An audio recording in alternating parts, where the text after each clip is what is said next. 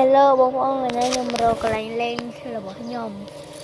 វាអត់ដឹងទេថាតាខ្ញុំមិនយកអានេះបោះចោលវាខ្ញុំរើមិនដឹងឯងរើមិនដឹងតែយកបោះចោលបោះចោលដល់របស់លេងស្ទិចខ្ញុំអស់ហើយខ្ញុំមិនដឹងទេថាតាខ្ញុំមិនយកនេះបោះចោលខ្ញុំមិនដឹងទេថាគាត់យកបោះចោលហើយគាត់ខ្ញុំថាទុកលេងនៅក្នុងផ្ទះតែណាលេងនៅក្រៅអញ្ចឹងទៅគាត់ថាអាហ្នឹងអត់ជារបស់សុខភាពចឹងទៅគាត់យកបោះចោលខ្ញុំមិនណែយកបោះចោលដែរខ្ញុំសុខចិត្តខ្ញុំអត់ទុកទេខ្ញុំហ៊ានទុកតែយកបោះចោលដែរចឹងខ្ញុំដើរធ្វើម៉េចទៅខាងផ្លូវដែលខ្ញុំចអលខ្ញុំទៅលេងលឹកបលនៅនឹងសុបាយឥឡូវ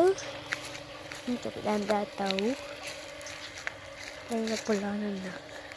ខ្ញុំដឹងទេថាមិនបើខ្ញុំជួយចិត្តលេងលឹកបលនៅកន្លែងហ្នឹងម៉េះមកពីខ្ញុំ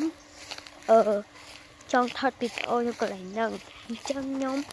រាល់ថ្ងៃនេះគឺជារបស់ខ្ញុំនឹងអត់ដែរណាអត់ដឹងទេថាខ្ញុំជាមនុស្សមនុស្សមិនតាខ្ញុំមិនដឹងទេថាខ្ញុំជាមនុស្សមិន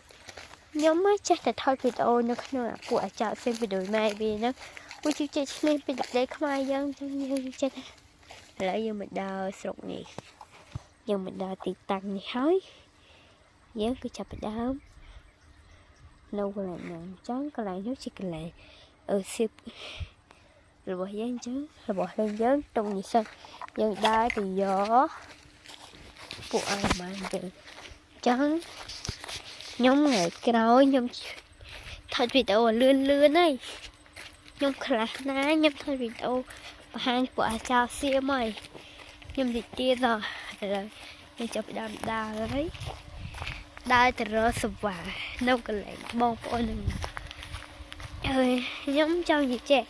បើខ្ញុំថតវីដេអូបង្ហោះខ្លួនឯងមានថាខ្ញុំនេះជឿចិត្តពួកគេពួកអីហើយឥឡូវខ្ញុំចាប់ដើមដើរសវ៉ាមករកកន្លែងមកលុបហើយឥឡូវខ្ញុំចាប់ដើមថតឲ្យវាស្អាត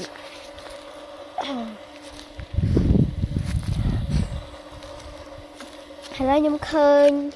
កំប៉ុងមួយទៀតហើយនេះកំប៉ុងនេះទុកលេងបានតែខ្ញុំអត់ជួយចិត្តលេងទេខ្ញុំបោះចោលនៅក្នុងផ្ទះមានពីរកំប៉ុងហ្នឹងខ្ញុំទុកធ្វើស្លែម